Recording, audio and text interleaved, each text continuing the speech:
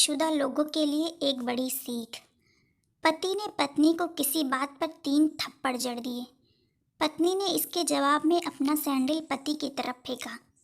Sandal का एक सिरा पति के सिर को छूता हुआ निकल गया। मामला रफा दफा हो भी जाता, लेकिन पति ने इसे अपनी तौहीन समझी। रिश्तेदारों ने मामला और पेचीदा बना दिया। न सिर्फ पेचीदा बल्कि संगीन। सब रिश्तेदारों ने इसे खानदान की नाक कटना कहा। ये भी कहा कि पति को सैंडल मारने वाली औरत ना वफादार होती है ना पतिव्रता। इसे घर में रखना अपने शरीर में मियादी बुखार पालते रहने जैसा है। कुछ रिश्तेदारों ने यह भी पश्चाताप जाहिर किया कि ऐसी औरतों का भ्रूण ही समाप्त कर देना चाहिए। बुरी बातें चक्रवृद्धि ब्याज की तरह बढ़ती हैं, सो दोनों तरफ खूब आरोप उछाले गए। ऐसा लगता था जैसे दोनों पक्षों के लोग आरोपों का वॉलीबॉल खेल रहे हों। लड़के ने लड़की के बारे में और लड़की ने लड़के के बारे में कई असुविधाजनक बातें कही। मुकदमा दर्ज कराया गया। पति ने पत्नी के चरित्रहीनता का तो पत्नी ने दहेज उत्पीड़न का मामला दर्ज कराया। 6 साल तक शादीशुदा जीवन बिताने और एक बच्चे के माता पिता होने के बाद आज दोनों में तलाक हो गया। पति पत्नी के हाथ में तलाक के कागजों की प्रति थी। दोनों चुप थे, दोनों शांत, दोनों निर्विकार। मुकदमा 2 साल तक चला था। 2 साल से पत्नी अलग रह रही थी और पति अलग। मुकदमे की सुनवाई पर दोनों को आना होता। दोनों एक दूसरे को देखते ही जल उठते। दोनों गुस्से में तपने लगते। दोनों में बदले की भावना का आवेश होता। दोनों के साथ रिश्तेदार होते जिनकी हमदर्दियों में ज़रा ज़रा विस्फोटक पदार्थ भी छुपा होता। लेकिन कुछ महीने पहले जब पति पत्नी कोर्ट में दाखिल होते तो एक दूसरे को देखकर मुंह फेर लेते, जैसे जानबूझकर एक दूसरे की उपेक्षा कर रहे हों। वकील और रिश्तेदार दोनों के साथ होते। दोनों को अच्छा खासा सबक सिखाया जाता कि उन्हें क्या कहना है। दोनों वही कहते। कई बार दोनों के व्यक्ति बदलने लगते, वो फिर संभल जाते। अंत में वही हुआ जो सब चाहते थे, यानी तलाक। पहले रिश्तेदारों की फौज साथ होती थी, आज थोड़े से रिश्तेदार साथ थे। दोनों तरफ के रिश्तेदार खुश थे, वकील खुश थे, माता पिता भी खुश थे। तलाकशुदा पत्नी चुप थी और पति खामोश था। ये महज इत्तेफाक ही था कि दोनों पक्षों के रिश्तेदार एक ही टी स्टॉल पर बैठे, कोल्ड ड्रिंक्स लिया। ये भी महज इत्तेफाक ही था कि तलाकशुदा पति पत्नी एक ही मेज़ के आमने सामने जा बैठे। लड़की की बेंच और वो दोनों।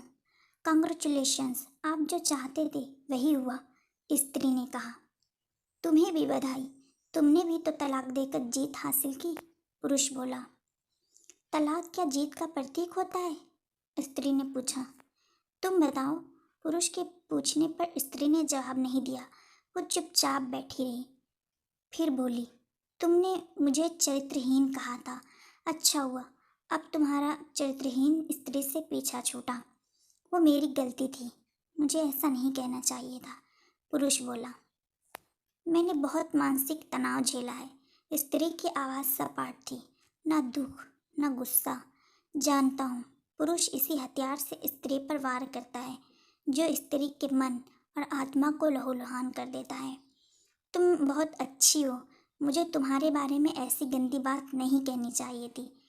मुझे बेहद अफसोस है, पुरुष ने कहा। स्त्री चुप रही। उसने एक बार पुरुष को देखा।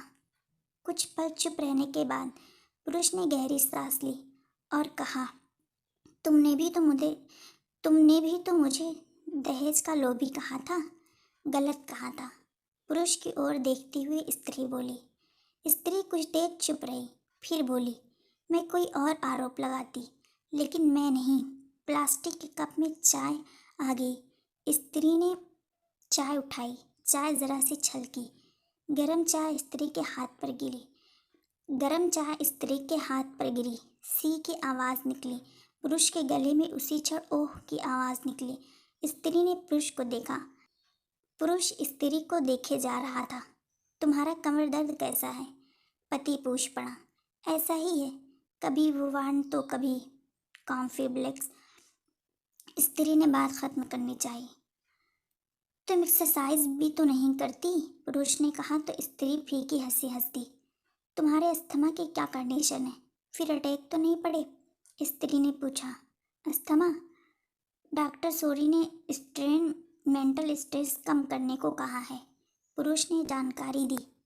स्त्री ने पुरुष को देखा, देखती रही एकटक, जैसे पुरुष के चेहरे पर छुपे तनाव को पढ़ रही हो। इनहेलर तो लेते रहते हो ना? स्त्री ने पुरुष के चेहरे से नजरें हटाई और पूछा। हाँ लेता हूँ, आज लाना याद नहीं रहा, पुरुष ने कहा। तभी आज तुम्हारी सांसें उखड़ी उखड़ी सी हैं, स्त्री ने हमदर्द लहजे में कहा। हाँ कुछ इस वजह से और कुछ, पुरुष कहते कहते रुक गया। कुछ तनाव के कारण, स्त्री ने बात पूरी की। पुरुष कुछ सोचता रहा, फिर बोला।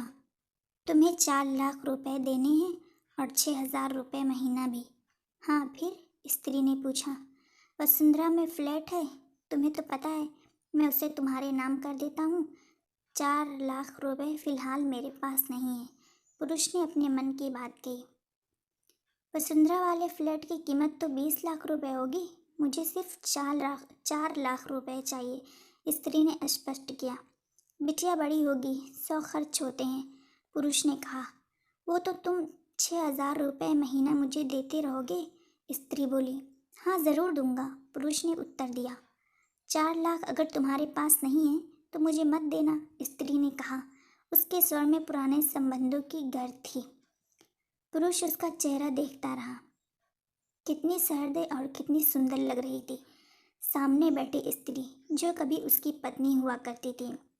स्त्री पुरुष को देख रही थी और सोच रही थी, कितना सरल स्वभाव का है ये पुरुष, जो कभी उसका पति हुआ करता था।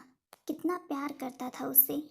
एक बार जब वो गंगा में स्नान कर रही थी तो उसके हाथ से जंजीर छूट गई। फिर पागलों की तरह वो बचाने चला आया था उसे। खुद तैरना नहीं आता था लाड साहब को और मुझे बचाने की कोशिशों कर रहा था। कितना अच्छा है, मैं ही खोट निकालती रही। पुरुष एकटक स्त्री को देख रहा था और सोच रहा था, ना ध्यान रखती थी। स्टीम के लिए पानी उबाल कर जग में डाल देती, उसके लिए हमेशा इनहेलर खरीद कर लाती। सिरेटाइड आक्यूलर बहुत महंगा था, हर महीने कंजूसी करती, पैसे बचाती और आक्यूलर खरीद लाती।